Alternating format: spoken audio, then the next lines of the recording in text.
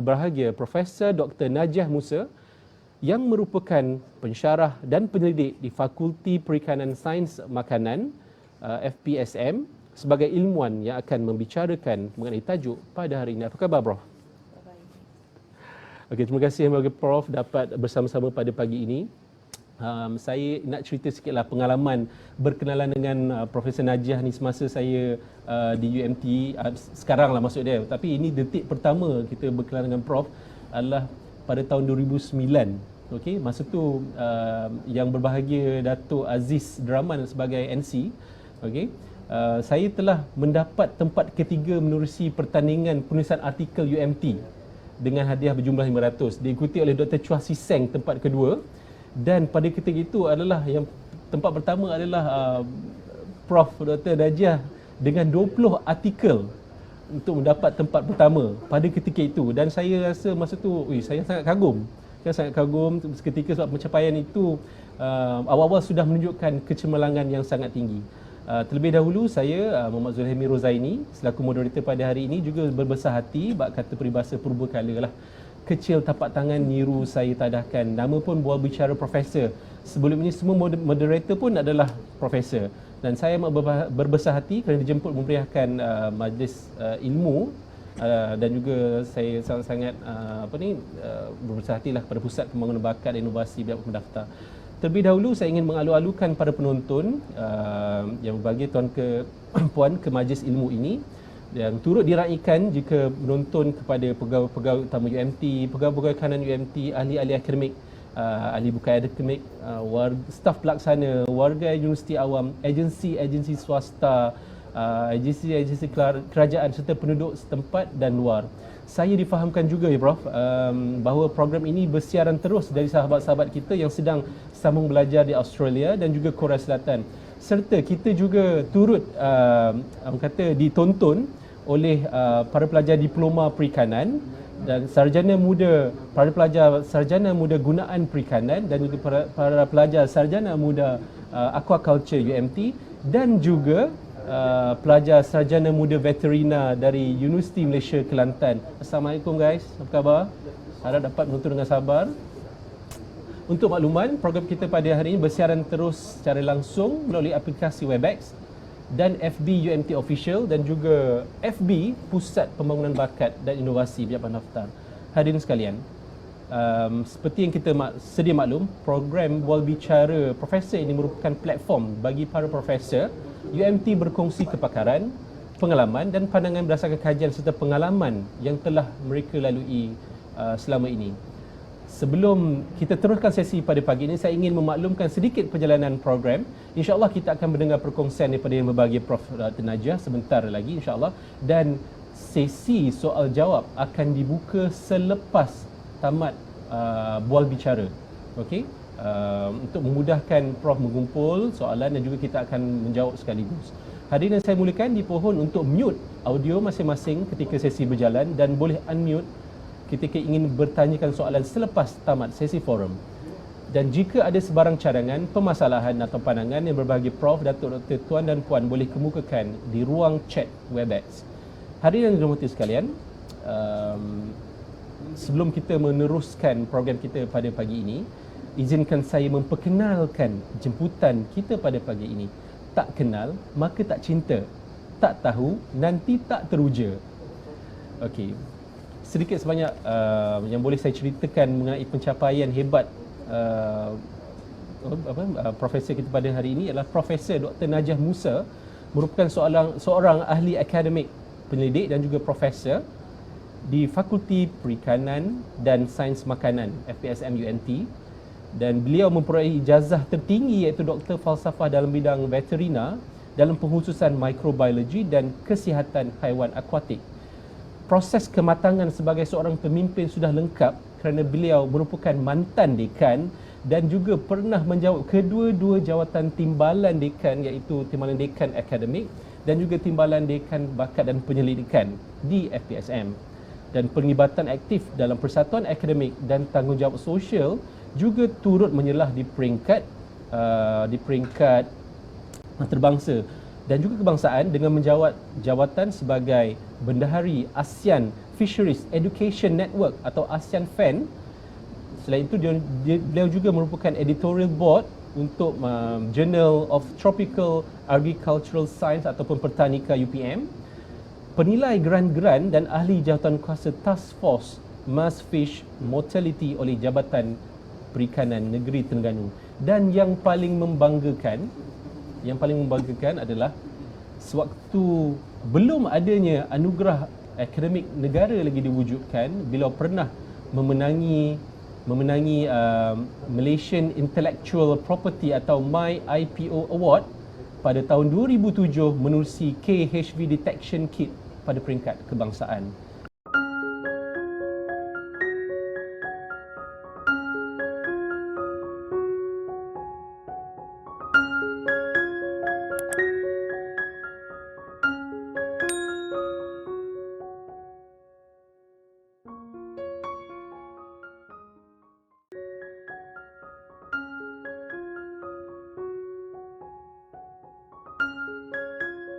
Graf menunjukkan tangkapan perikanan dan hasil akuakultur dunia pada tahun 2018 yang bernilai sebanyak 179 juta tan.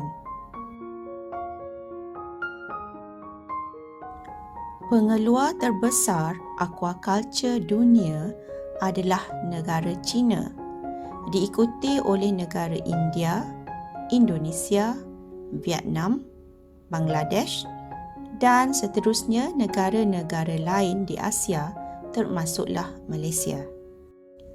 Ini adalah profil perikanan Malaysia pada tahun 2017 di mana penghasilan ikan makan adalah 1.90 juta tan metrik yang berjumlah 14 bilion ringgit Malaysia. Slide ini menunjukkan kawasan zon industri aquaculture di mana kerajaan telah memilih lokasi untuk penternakan ikan tilapia bagi air tawar dan penternakan ikan kerapu dan siakap untuk air payau atau masin. Merujuk kepada Perangkaan Perikanan Malaysia 2019, ikan ternakan air tawar yang terbesar adalah tilapia dan diikuti oleh keli. Saya akan berkongsi 6 jenis penyakit berimpak besar di Malaysia. 4 daripada penyakit ini disebabkan oleh bakteria iaitu Streptococcus, Edwardsieliosis, Vibriosis dan Mycobacteriosis. Manakala 2 daripada penyakit ini disebabkan oleh virus iaitu Tilapia lake virus dan Viral nervous necrosis. Streptococcus merupakan penyakit penting pada ternakan ikan air tawar seperti tilapia. Ia disebabkan oleh Streptococcus species. Di Malaysia, kami telah berjaya memencilkan Streptococcus agalactiae daripada ikan tilapia yang sakit. Foto menunjukkan tanda klinikal luaran pada ikan yang terkena Streptococcus. Ikan akan berenang secara tidak normal, mata ikan terbonjol, kulit ikan menjadi gelap dan ikan juga kehilangan selera makan. Apabila kita melakukan postmortem dan lesi yang kita boleh tengok adalah seperti pendarahan dan juga terdapatnya pengumpulan cecair seperti ascites di dalam abdomen. Untuk mengetahui dengan lebih lanjut berkenaan penyakit Streptococcus. Tilapia lake virus dilaporkan berlaku pada tahun 2009 di mana orang ramai mendapati berlakunya pengurangan tangkapan ikan liar di Laut Galilei Israel. Seterusnya, kematian tilapia dilaporkan di Mesir, Ecuador, Colombia, Thailand pada tahun 2017 dan juga di Taipei, Filipina. Di Malaysia, TILV juga dikesan pada tahun 2017. Negara lain yang terlibat termasuklah Peru, India, Indonesia. Ia juga dilaporkan di Tasik Victoria pada tahun 2018. TILV menyerang bahagian mata, hakisan pada kulit ikan, pendarahan pada kulit ikan, kulit kemerahan, mata sedikit terbonjol dan abdomen bengkak. Bagi penyakit TILV, liver merupakan target organ yang kita ambil untuk mendiagnosis penyakit ini. Slide menunjukkan lesi dalaman pada ikan yang terkena penyakit TILV seperti pada liver atau hati, spleen, gills atau insang, gut bahagian perut dan juga gallbladder. Rajah sebelah menunjukkan histopatologi pada keratan tisu yang diambil.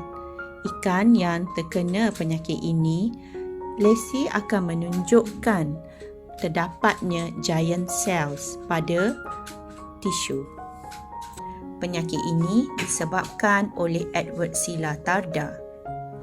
Ikan yang terkena penyakit Edwardseliosis akan menunjukkan luka, kudis dan nanah pada bahagian kulit. Selain ikan keli, ia juga boleh menjangkiti belut dan juga siakap.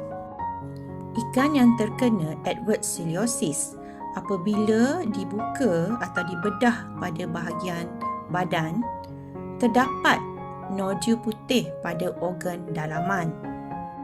Bagi kategori ikan marin atau air payau, Perangkaan Perikanan 2019 menunjukkan ikan kerapu dan siakap paling digemari di Malaysia. Penyakit yang penting pada ikan kerapu dan siakap adalah VNN, iaitu Viral Nervous Necrosis. Antara tanda klinikal yang disebabkan oleh Viral Nervous Necrosis pada ikan kerapu adalah seperti warna kulit yang gelap, deformasi pada tulang belakang, lesi pada badan, lesi pada fin atau sirip, rotten fins dan juga abdomen yang membengkak. Bagi penyakit VNN, pengambilan sampel adalah pada bahagian otak ikan dan juga pada bahagian mata. Jika kita ambil sampel-sampel ini dan kita lakukan histopatologi, kita akan nampak terdapatnya vacuole pada tisu ikan tersebut. Slide menunjukkan ikan kerapu yang dijangkiti oleh VNN. Antara tanda klinikal yang kita boleh lihat adalah ikan berenang dalam keadaan terbalik dan juga mengiring. Ikan tidak nampak kerana virus ini telah menyerang bahagian retina. Jadi, ikan menghadapi kesukaran untuk mencari atau memakan makanan. Vibriosis merupakan penyakit penting pada ikan marin atau air payau. Ia disebabkan oleh Vibrio species. Vibriosis boleh menyebabkan kematian yang tinggi pada ikan ternakan. Ikan ternakan yang terkena jangkitan vibriosis menunjukkan banyak tanda klinikal, terutamanya pendarahan di bahagian luaran dan juga dalaman badan. Mycobacteriosis boleh menjangkiti ikan ternakan dan juga ikan hiasan sama ada ikan air tawar, ikan air payau dan juga ikan merin. Ikan yang dijangkiti penyakit ini akan kelihatan kurus dan sekiranya dilihat pada organ dalaman, terdapat banyak nodul-nodul pada organ. Penyakit ini adalah zoonotik, di mana ia boleh menjangkiti manusia. Pengendalian ikan hidup atau ikan mentah sama ada di hatchery, akuaria, pasar dan dapur hendaklah dilakukan dengan berhati-hati. Sebaik-baiknya, pakailah sarung tangan yang kalis air supaya dapat mengelakkan kemungkinan jangkitan mycobacterium daripada ikan. Foto menunjukkan jari manusia yang dijangkiti oleh mycobacterium spesies daripada ikan. Kesimpulannya, pengetahuan berkenaan tanda-tanda klinikal luaran dan dalaman adalah penting bagi mengenali ikan yang sakit. Teknik konvensional dan molekular boleh dilakukan untuk mengenal pasti sesuatu patogen. Pencegahan dan pengawalan penyakit ikan boleh dilakukan melalui pengurusan kesihatan ikan dan amalan biosecurity yang baik.